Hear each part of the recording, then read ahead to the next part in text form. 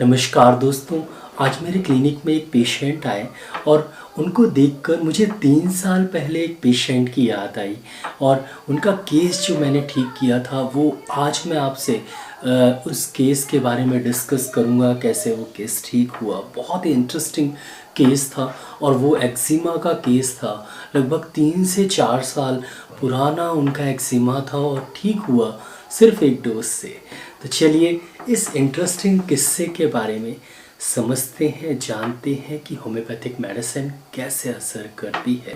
तो मैं डॉक्टर विक्रम, आपका मेरे चैनल में बहुत बहुत स्वागत है।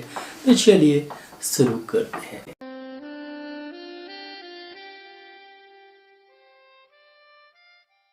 दोस्तों लगभग 3 से 4 साल पहले, मुझे एग्जैक्ट याद नहीं है इसलिए मैं लगभग शब्द का उपयोग कर रहा हूँ। 3 से 4 साल पहले मेरे पास एक पेशेंट आए। उनको एक्जिमा की प्रॉब्लम थी और एक्जिमा ऐसा वैसा एक्जिमा नहीं था, बहुत ही ज़्यादा उन्हें एक्जिमा था और पूरा पैर उनका काला पड़ा हुआ था। और काला पड़ने के अलावा पैर से बिल्कुल जैसा कि मान लीजिए कि शहद होता है, बहुत लिटबिट, बहुत लिसा सा एक वाइट कलर का पदार्थ निकल रहा था पूरे पैर से। और वो बार बार उसे पोंछते थे। 15-20 मिनट में उन्हें रुई से उसे पोंछना पड़ता था। उन्होंने बहुत सारी मेडिसिन ट्राई की थी एलोपैथी की। जब वो मेडिसिन लेते थे उन्हें आराम लगता था, जैसे ही मेडिसिन बंद कर देते थे प्रॉब्लम बढ़ जाती थी। वेट एक्जिमा की प्रॉब्लम उन्हें 3 साल 4 साल से थी। तो वो मेरे पास आए और उनको किसी ने बताया कि अच्छे डॉक्टर हैं, आप जाके दिखा लीजिए। मेरे पास आए और हमारे आसपास के ही पेशेंट है, लोकल पेशेंट है।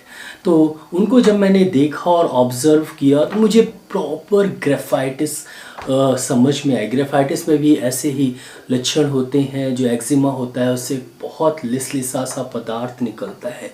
लेकिन मैं उस लक्षण को देखकर मुझे ग्रेफाइटिस तो याद आई, लेकिन मुझे बहुत घबराहट होती है ग्रेफाइटिस देने में। उसका कारण है एग्रावेशन। ग्रेफाइटिस का एग्रावेशन बहुत ज़्यादा होता है। दोस्तों अगर आपको एग्रावेशन के बारे में ना पता हो तो इसमें मेरा अलग से एक वीडियो है, ज़रूर आप देखिएगा। मैं सिंपली समझाता हूँ कि अगर कोई मेडिसिन आप देते हैं और मेडिसिन बहुत पावरफुल मेडिसिन है और स्किन डिसीज़ में अगर वो मेडिसिन दे रहे हैं और मेडिसिन सटीक मेडिसिन है होम्योपैथी में, तो जो बीमारी है वो बढ़ती है और बढ़ के फिर ख़त्म होती है।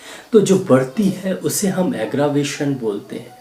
तो एग्रावेशन बहुत ज़्यादा होता है ग्रेफाइटिस में, अगर ग्रेफाइटिस सटीक है। और मुझे लग रहा था कि ग्रेफाइटिस सटीक है, काफ़ी सारे मेंटल सिम्टम्स भी मिल रहे थे।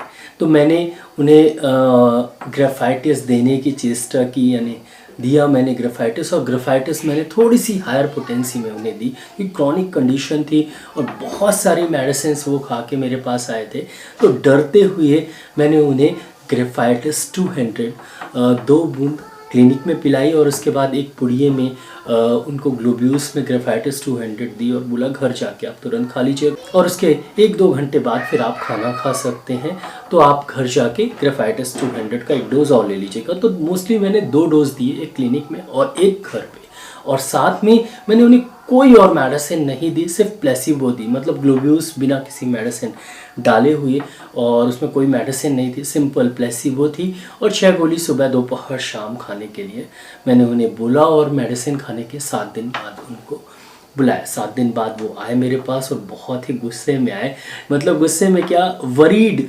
कभी पेशेंट गुस्सा नहीं होता ज़्यादातर, और वरीड ज़्यादा रहता है जब उसकी प्रॉब्लम बढ़ती है। तो एग्रावेशन हुआ था और बहुत ज़्यादा पानी निकल रहा था। इवन इतना पानी निकल रहा था कि वो पोंछ भी नहीं पा रहे थे और पूरी तरीके से बदबूदार पानी सा, बहुत यानी पूरा घाव बन गया था वो पैर। मुझे बहुत डर लगा वो देखकर। मुझे लगा कि कहीं प्रॉब्लम बढ़ ना जाए, लेकिन मैंने फिर भगवान का नाम लिया और फिर उन्हें कोई और मेडिसिन नहीं दी। मैंने एक और मेडिसिन प्लेसिबो दी और इस बार प्लेसिबो जो है वो आरएस करके आती है होम्योपैथी में। आराम से आपको काफ़ी सारे होम्योपैथिक डॉक्टर्स के बारे में जानते हैं।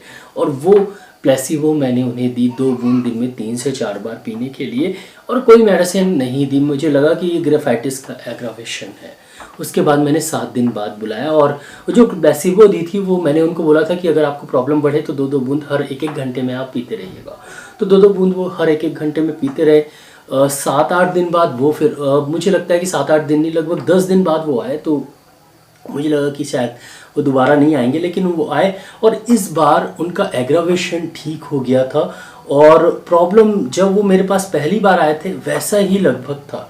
तो मतलब एग्रावेशन ठीक हो गया था। मैंने बोला कि बहुत बढ़िया है, अच्छी दवा असर कर रही है, यही दवा, मतलब वो जो प्लेसिबो थी, मैंने बोला कि यही दवा आप कंटिन्यू करिए। मैंने ग्रेफाइटिस भी दोबारा नहीं दी, सिर्फ सिंगल डोज दी है, हमेशा याद रखिएगा। तो मैंने प्लेसिबो फिर से उन्हें प्रिस्क्राइब की, और प्लेसिबो प्रिस्क्राइब की क्या, वही मेडिसिन वो लेते रहे। 10 दिन बाद फिर से मैंने उन्हें बुलाया और लगभग 30% उनकी प्रॉब्लम ठीक हो चुकी थी। फिर से मैंने प्लेसिबो दिया, 15 दिन बाद फिर बुलाया, लगभग 40% उनकी प्रॉब्लम ठीक हो गई थी। और होते होते मुझे लगता है कि 1.5 महीने 2 महीने हो भी गए होंगे। फिर उन्हें मैं हर महीने बुलाने लगा और लगभग 1 साल में बिना किसी एक सिंगल डोज और मेडिसिन दिए हुए, मतलब ग्रेफाइटिस मैंने एक बार दी थी और मैंने कभी रिपीट नहीं की, और 1 साल में उनकी प्रॉब्लम पूरा जड़ से ठीक हो गई, सिर्फ मैंने उन्हें प्लेसिबो दिया। तो इस एक्सपीरियंस से मुझे ये समझ में आया, और फिर उसके बाद मैंने काफ़ी बार ये एक्सपीरियंस को बार बार रिपीट किया और काफ़ी सारे पेशेंट सिंगल डोज देकर ठीक किए हैं। लेकिन मुझे ये समझ में आया कि अगर सिंगल डोज में पेशेंट अगर पेशेंस रखे, थोड़ा एग्रावेशन के बाद अगर पेशेंट पेशेंस रखता है और डॉक्टर उसके साथ पेशेंस रखता है और एग्रावेशन को जाने देता है, तो पेशेंट धीरे धीरे धीरे धीरे पूरी तरीके से एक बहुत ही क्रॉनिक स्किन डिसीज़ को ठीक कर सकता है। ऐसे सिंगल डोज मेडिसिन जब आप देते हैं तो आपको 2-3 चीज़ें याद रखना चाहिए।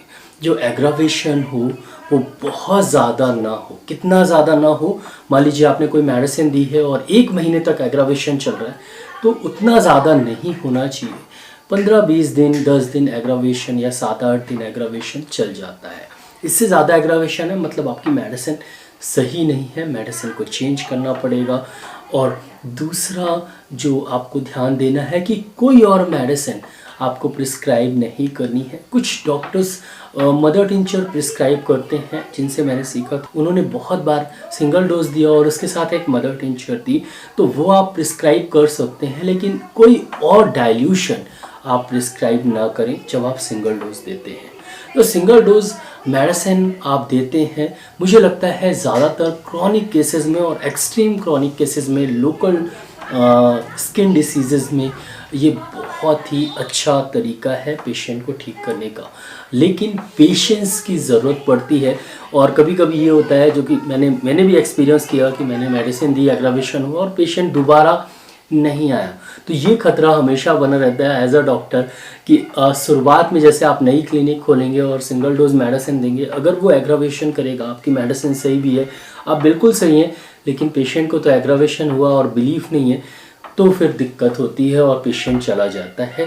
तो ऐसे कंडीशन में पहले आप बिलीफ पैदा करिए, पहले कुछ मेडिसिन दे के आप थोड़ा सा ठीक करिए, और उसके बाद बीच में कभी आप सिंगल डोज दे दीजिए और धीरे धीरे थोड़ा एग्रावेशन होगा। उसके बाद जब बिलीफ पैदा हो जाएगा तो पेशेंट थोड़ा सा रुकेगा, और इतने में अगर एग्रावेशन कम होता है और फिर ठीक हो जाता है पेशेंट, तो बहुत ही बढ़िया चीज़ है ये करने के लिए। तो एक्सपीरियंस है मेरा, आपके साथ मैंने शेयर किया, और आशा करता हूँ कि एज अ डॉक्टर, अगर आप डॉक्टर हैं तो आप अच्छे से इसे इम्प्लीमेंट कर सकते हैं।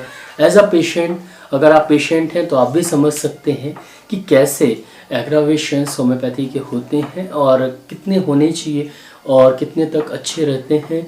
और स्किन डिसीज़ में मोस्टली एग्रावेशन होते हैं, मैंने अभी किसी और कंडीशंस में एग्रावेशन होते नहीं देखा है। तो एग्रावेशन हमेशा मुझे स्किन डिसीज़ में ही ज़्यादातर देखने को मिला है, ऑब्जर्व करने को मिला है। तो स्किन डिसीज़ हो और क्रॉनिक एक्जिमा जैसी, क्रॉनिक डर्मेटाइटिस जैसी, एटॉपिक डर्मेटाइटिस जैसी प्रॉब्लम्स हो, तो आप ज़रूर स्किन डिसीज़ में, अगर मल्टीपल मेडिसिन से आपको आराम नहीं लग रहा है या आराम लगने के बाद वापस आ रहा है और बार बार वापस आ रहा है, तो आप सिंगल डोज की तरफ जा सकते हैं और इसका भी एक्सपीरियंस ले सकते हैं। बहुत ही बढ़िया तरीके से मेडिसिन अगर सही है, सटीक है और थोड़ा सा पेशेंस है, तो आप ठीक हो सकते हैं। दोस्तों, आशा करता हूँ कि आपको वीडियो अच्छा लगा हो। अगर अच्छा लगा तो प्लीज़ वीडियो के नीचे एक लाइक का बटन दिखेगा तो उसको दबाना बिल्कुल भूलिएगा। यहाँ पर एक रेड कलर का सब्सक्राइब का बटन दिखे तो ज़रूर सब्सक्राइब कर दीजिएगा और बेल आइकन ज़रूर दबा दीजिएगा। मैं ऐसे ही homeopathic related, disease related videos लाता रहता हूँ। तो उसको देखने के लिए मेरे चैनल को सब्सक्राइब करना बहुत ज़्यादा ज़रूरी है। तो उसमें नीचे एक शेयर की बटन देखिए, ज़रूर इस वीडियो को शेयर करिएगा और नीचे कमेंट सेक्शन है मैसेज ज़रूर करिएगा। दोस्तों इस वीडियो को लाइक शेयर सब्सक्राइब करने के लिए बहुत बहुत धन्यवाद। आज के लिए बस इतना ही, कल फिर मिलते हैं। जय हिंद, जय भारत, धन्यवाद।